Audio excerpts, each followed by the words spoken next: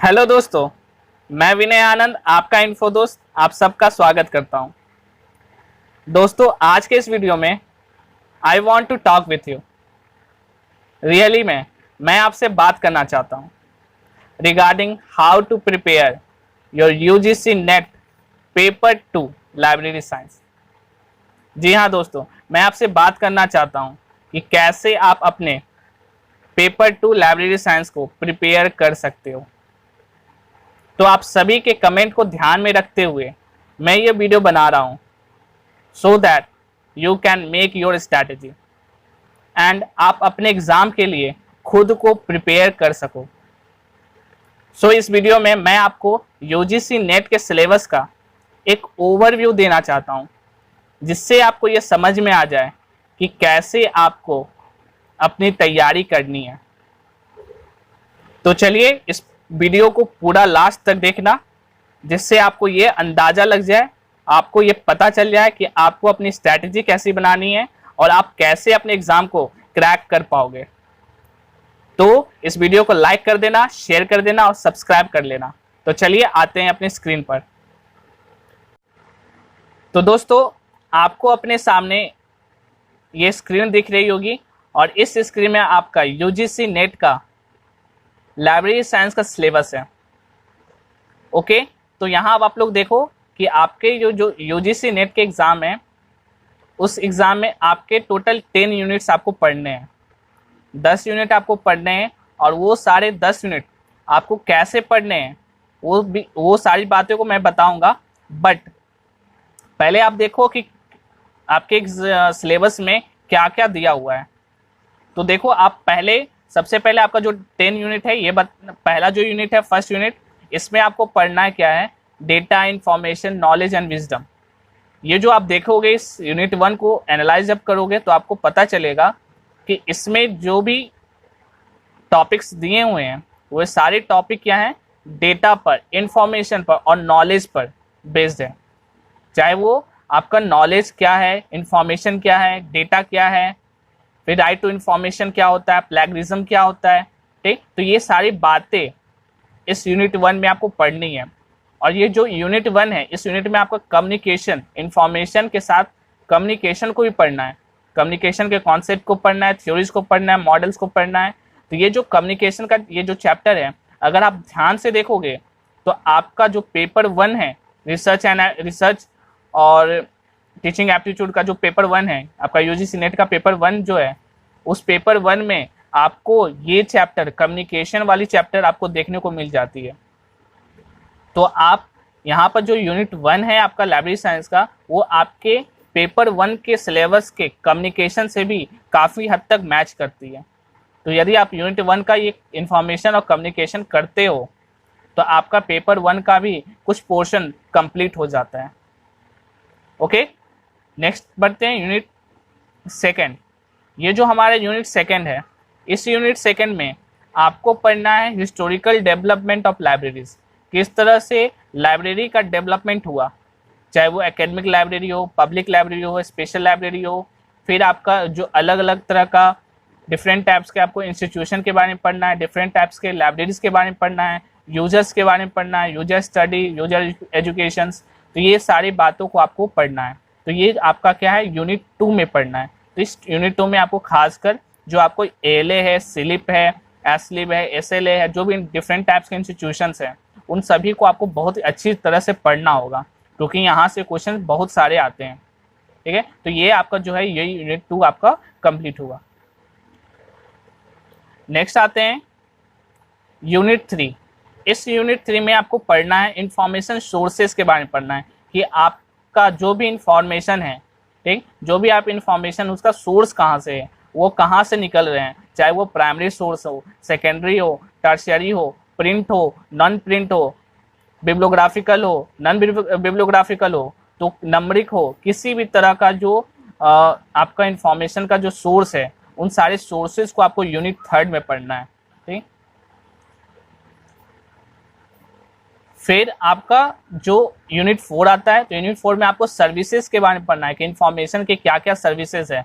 तो इसमें कैश के बारे में, एसडीआई के बारे में, लाइब्रेरी 2.0 के बारे में, मोबाइल ओपेक के बारे में, ठीक, ये सारी बातों को आपको पढ़ना है क्या, सर्विसेज के बारे में, इंफॉर्मेशन के क्या क्या सर्विसेज है, और खासकर आपको इसमें इंफॉर्मेशन सिस्टम के बारे में पढ़ना और नेटवर्क के बारे में पढ़ना है, जैसे निस्केयर है, डेसीडॉक है, सेंडॉक है, इन्फ्लिबनेट है, इन सभी बातों को आपको इसमें पढ़ना है यूनिट 4 में। ठीक है, तो यूनिट 4 में आपको क्या पढ़ना है, सर्विसेज के बारे में पढ़ना है, और यूनिट 3 में क्या था, सोर्सेज के बारे में पढ़ना, इन्फॉर्मेशन के सोर्सेज के बारे में पढ़ना है, और इन्फॉर्मेशन के सर्विसेज को पढ़ना है यूनिट 4 में, जिसमें से मैंने आपको वेब 2.0 और वेब 3.0 को आपको 1 डे 1 कॉन्सेप्ट के सीरीज में मैंने करवा के रखा है। तो यदि आपने उसको नहीं देखा है तो उसको जरूर से आप देख लेना एक बार। फिर नेक्स्ट आते हैं हमारा यूनिट 5। यूनिट 5 में आपको पढ़ना है क्या, ये यूनिट 5 आपके लिए, अगर आपने आपका बेसिक अगर स्ट्रॉन्ग नहीं है, यदि आपने BLIS में या MLIS में उतनी अच्छी से नहीं पढ़ाई की है, तो आपको ये जो पेपर ये यूनिट 5 जो है वो आपको प्रॉब्लम क्रिएट करेगा, क्योंकि ये यूनिट 5 जो है बाकी सारे यूनिट से आपको एज कंपेरिजन बाकी सारे यूनिट से आपको थोड़ा हार्ड लग सकता है। सो इसको आप ध्यान से देखो कि आपको इसमें DDC के बारे में, UDC के बारे में, CC के बारे में पढ़ना है, मार्क 21 के बारे में, ISBD के बारे में पढ़ना है, सारे कैटलॉगिंग के बारे में पढ़ना है। तो ये जो यूनिट है आपके लिए हार्ड थोड़ा हो सकता है, यदि आपका बेसिक स्ट्रांग नहीं है तो आप इसको इस यूनिट को आप थोड़ा गौर से देखना। नेक्स्ट जो यूनिट है ये आपके मैनेजमेंट पर बेस्ड है। लाइब्रेरी के जो भी मैनेजमेंट है, मैनेजमेंट के जो भी प्रिंसिपल्स हैं, जो भी थ्योरीज दिए गए हैं, उन सभी के बारे में आपको इसमें पढ़ना है। तो खासकर ये जो यूनिट है मैनेजमेंट के लिए है। नेक्स्ट बढ़ते हैं दोस्तों, नेक्स्ट जो यूनिट है वो यूनिट 7। ये यूनिट 7 आपका कंप्यूटर पर बेस्ड है, कंप्यूटर और इंटरनेट पर बेस्ड है। तो दोस्तों ये जो यूनिट 7 है आपके पेपर 1 के ICT इंफॉर्मेशन कम्युनिकेशन टेक्नोलॉजी उस चैप्टर से, उस टॉपिक से आपका काफ़ी ये मिलता जुलता है। तो यदि आप यूनिट 7 कर लेते हो तो आपका पेपर 1 की भी तैयारी साथ ही में होती चली जाएगी। तो इसमें कंप्यूटर और ये चैप्टर, ये जो यूनिट है आपके लिए इजी भी होगा और समझना भी आसान होगा। तो ये जो यूनिट 7 है ये आप इस तरह से ध्यान से करना, क्योंकि ये आपको पेपर 1 में भी काफ़ी हेल्प करेगी। नेक्स्ट आपका बढ़ते हैं पेपर 8। ये जो यूनिट 8 है, यूनिट 8 जो है, ये जो यूनिट 8 है इसमें आपको लाइब्रेरी ऑटोमेशंस के बारे में पढ़ना है। ठीक है, लाइब्रेरी ऑटोमेशन के बारे में ये थोड़ा आपका यूनिट 7 से थोड़ा स्लाइटली मैच करता है, बट ये थोड़ा एडवांस लेवल हो गया इसमें। तो इसमें आपको ऑटोमेशन के बारे में पढ़ना है, उसके डिफरेंट टाइप्स के सॉफ्टवेयर के बारे में पढ़ना है, कोहा है, लिप्सिस है, फिर आपका रोवर है, डोर है, शेरपा रेमियो है। तो इस तरह की बातों को आपको टॉपिक को पढ़ना, RFID के बारे में पढ़ना है। तो ये सारे टॉपिक को आपको यूनिट 8 में पढ़ना है। तो लाइब्रेरी ऑटोमेशन से रिलेटेड इस यूनिट 8 में आपको दिया हुआ है। नेक्स्ट आते हैं यूनिट 9। ये यूनिट 9 आपका रिसर्च से है। तो दोस्तों ये रिसर्च से, इसका मतलब क्या हुआ, आपके पेपर 1 में भी ये काम में आ जाएगा। तो अगर आप यूनिट 9 पढ़ लेते हो तो आपका पेपर 1 में भी काफ़ी ये मदद आपको करेगा। और नेक्स्ट जो पेपर 10 है वो क्या है, एकेडमिक लाइब्रेरी के बारे में पढ़ना है, स्पेशल लाइब्रेरी के बारे में पढ़ना है, corporate library, agricultural engineering, archive, museum, तो ये सारे लाइब्रेरीज के बारे में पढ़ना है। तो ये यूनिट 10 आप, मेरे अकॉर्डिंग ये कुछ ज़्यादा खास नहीं है, क्योंकि इससे ज़्यादा क्वेश्चंस पूछे नहीं जाते। अगर पूछ दिए भी गए तो 1 से 2 क्वेश्चन आपको देखने को मिलते हैं, उससे ज़्यादा इसमें से क्वेश्चन नहीं आते हैं। तो आप यूनिट 10 को स्किप भी कर सकते हो। तो दोस्तों आपने क्या देखा कि आपके पास यूनिट 1, यूनिट 7 और यूनिट 9, ये 3 ऐसे यूनिट है जो आपको तैयारी करने पर क्या होगा कि आपका पेपर 1 का भी तैयारी इसके साथ ही होते चला जाएगा। ठीक, तो पेपर 1 जिसमें आपका कम्युनिकेशन के बारे में था, इंफॉर्मेशन कम्युनिकेशन, जो यूनिट 7 था, इस यूनिट 7 में आपको देखने को क्या मिल गया, तो कंप्यूटर के बारे में देखने को मिल गया। और ये जो यूनिट 9 था इसमें आपको रिसर्च के बारे में देखने को मिल गया। तो ये 3 आपका ऐसा यूनिट है जो आपके पेपर 1 से भी काफ़ी मैच करता है। ठीक, तो अब आती है कि बात की तैयारी आप कैसे करो, आप अपनी प्रिपरेशन को कैसे करो। तो आप क्या करो, आप 2 प्लान बना लो, एक प्लान ए बनाओ और एक प्लान बी बनाओ। ठीक है, आप 2 प्लान बनाओ खुद के लिए, 2 प्लान बनाओ खुद के लिए, एक प्लान ए और एक प्लान बी। अब करना आपको क्या है कि प्लान ए को एग्जीक्यूट करना है और प्लान बी को एग्जीक्यूट करना है। तो ये प्लान ए एग्जीक्यूट कब करोगे और प्लान बी को कब लागू करोगे? तो प्लान ए को लागू करो कब? अभी अगर आप देखो आपका एग्ज़ाम सितंबर, ये जो कंडीशन जो चल रहा है, ये जो सिचुएशन है, इस सिचुएशन के अकॉर्डिंग आई थिंक ये आपका एग्ज़ाम सितंबर के पहले होने का कोई चांस बन नहीं रहा है। तो आपका एग्ज़ाम सितंबर से पहले तो होगा ही नहीं। तो जब तक आपके एग्ज़ाम का डेट नहीं आता है तब तक आप क्या करो, प्लान ए को एग्जीक्यूट करो, प्लान ए लागू करो। और जैसे ही आपका एग्ज़ाम का डेट आ जाता है, फाइनलाइज हो जाता है, तब आप प्लान बी पर काम करना शुरू कर दो। ठीक है, आप क्या करना है, प्लान ए पर करना है जब तक एग्ज़ाम का डेट नहीं आता है, और जैसे एग्ज़ाम का डेट आता है आप प्लान बी पर चले जाओ। तो प्लान ए क्या है? तो प्लान ये है कि आप क्या करो कि जो भी यूनिट्स आपके दिए हुए हैं सिलेबस में, इस यूनिट में जो भी इम्पॉर्टेंट टॉपिक्स हैं, उन सारे टॉपिक्स को आप क्या करो, एक बार कवर करने की कोशिश करो।